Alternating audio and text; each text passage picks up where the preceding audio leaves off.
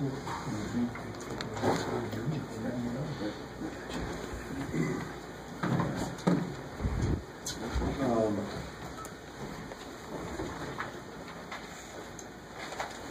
liked the team I coached tonight a lot.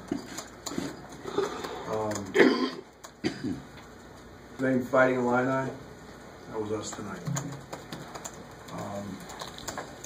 Compared to what I watched on Friday night, it's a little different. We've got to grow. We've got to understand that that's the way the game's played. Michigan State is who they are because they do that every night. We can't. Am I happy about the loss? Never. Excuse me. And I don't accept losing. It's not acceptable. But I'll put my head on a pillow at some point tonight and at least have a little comfort in the guys that wore their uniforms tonight. And as in a real high-level game, in terms of the intensity and the emotion of that,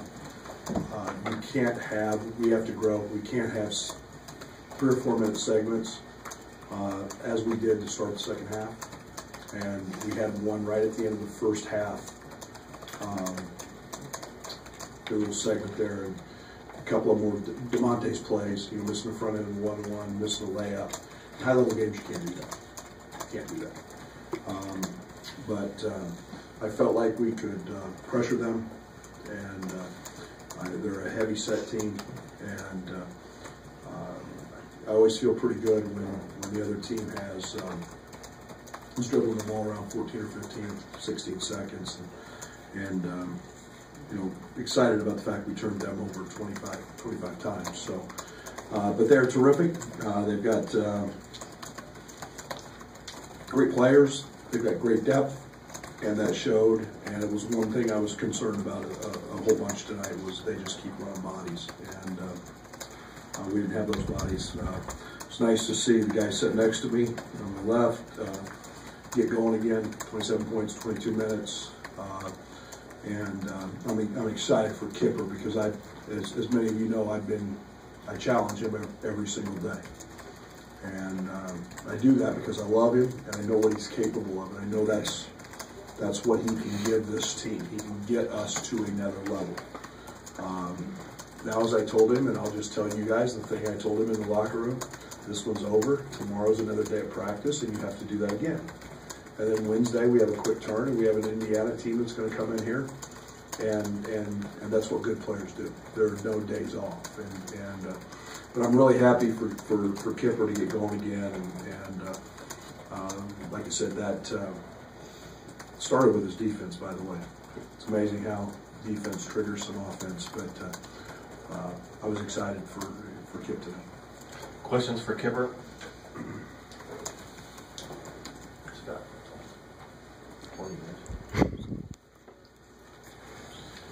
Kipper, how much did maybe Saturday's practice where you watched a compared film from good moments to the Wisconsin game, and then Sunday that players-only meeting helped tonight? I mean, do you think that made a difference? Yeah, I think it definitely did. Coach has been talking about it for a while now, and we finally came together, sat down, and aired some things out. And in any locker room that feels morale, and I think it was good for us. Yeah.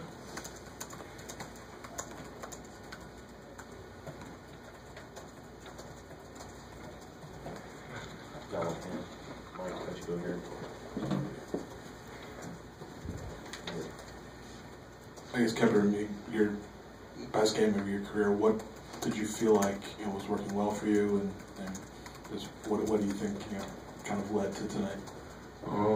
Everything he puts in place. I got open, and within the offense, my teammates found me, knocked down a few shots. So, but just what he preaches all the time, being an everyday guy. That's one thing I'm just trying to make a habit of doing. Coming in and focusing on every day, like he alluded to earlier. He's hiring me for a reason, and I'm growing, I'm maturing, realizing that and trying to take pride in that. When LeBron checked out of the game with 4 fouls, did you know that you kind of needed to step up your game to try to make up for his absence? Yeah, for sure. I mean, but we got 16, 17 guys that we have all the faith in. So anybody gets an opportunity, we have faith that they can come in from the first match to the last and uplift each other.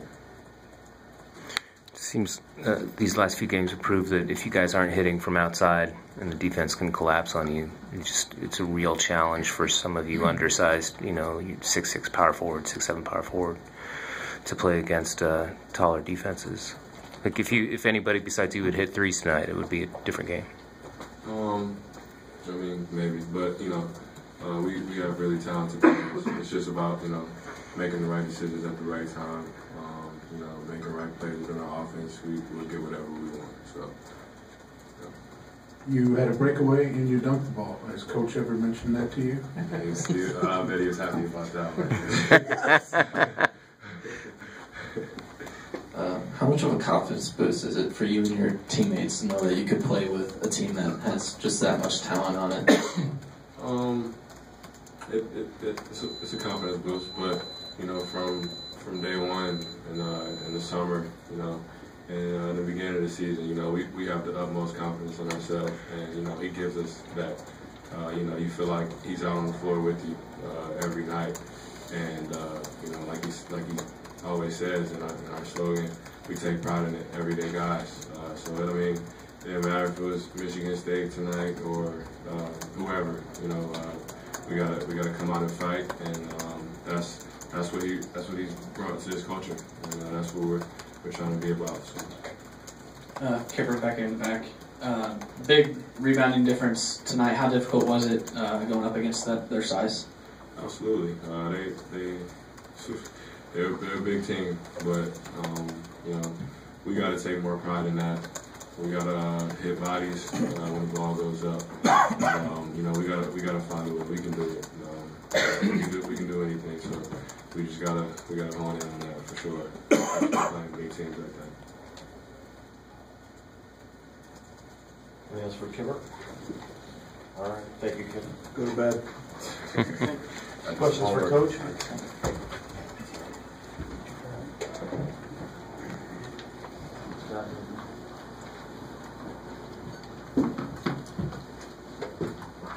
Like you mentioned, my effort-wise, this was night and day different than Friday, but still to come up short, the NA Clausen around the Big Ten. How do you maybe balance those two things, where you liked what you saw, but obviously you still didn't get the win? I think everything's a growing process with us, and it's about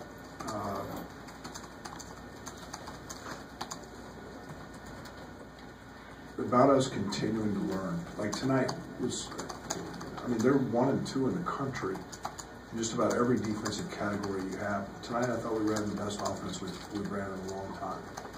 Didn't necessarily make some shots, and we know that.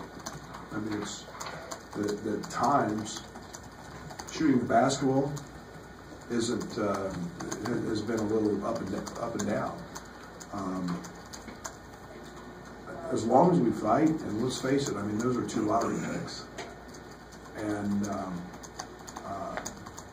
not to demise our side, but we don't have 2 lottery picks. But they're very, very good. They're very well coached.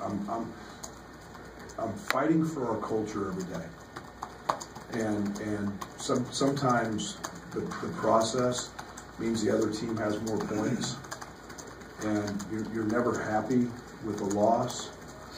You're never happy with 3 overtime losses and a buzzer beater, but there are nights that you feel better about who you've become, and the other team had more points, and the process is, we got to get better. We can't get out. We've been up 37-15 and expect to be a really good team. And you can't allow them to shoot 68% and be a really good team. But it's baby steps, and tonight was a challenge against a top 5 team that I was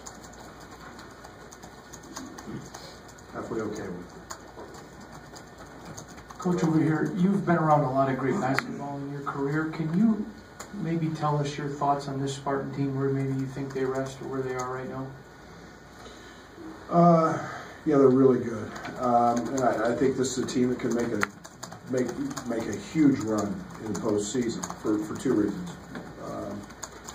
Great size, great depth. Not 1, but 2 great players. And in postseason, it's about making shots. You have to make shots. And, you watch film, and I watched them play Maryland, and it was just 3-point barrage. And then you see them run, and their speed. Now, most nights, Winston's going to play better than probably he did tonight.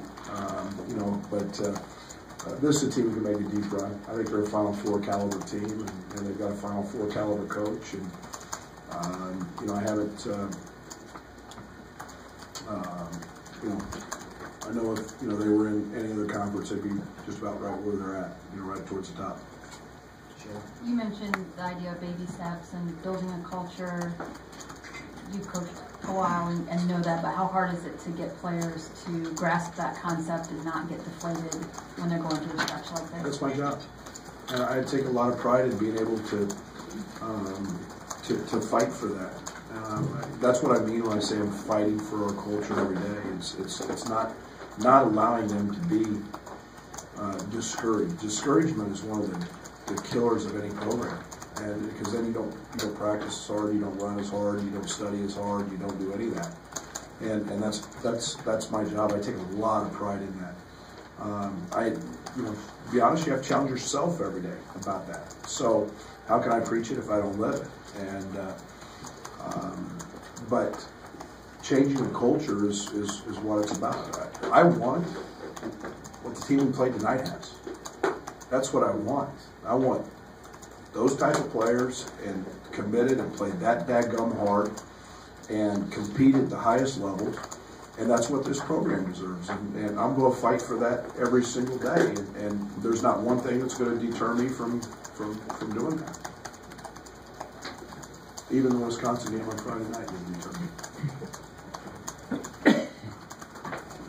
When it comes to the pace that you want offensively, was this maybe the small difference of the turnovers and the ball's already in the guard's hands instead of them having to come back and get it from your bigs? The difference. Yeah, I mean, when you turn people over, it's amazing how many baskets you can score under 7 seconds. And it was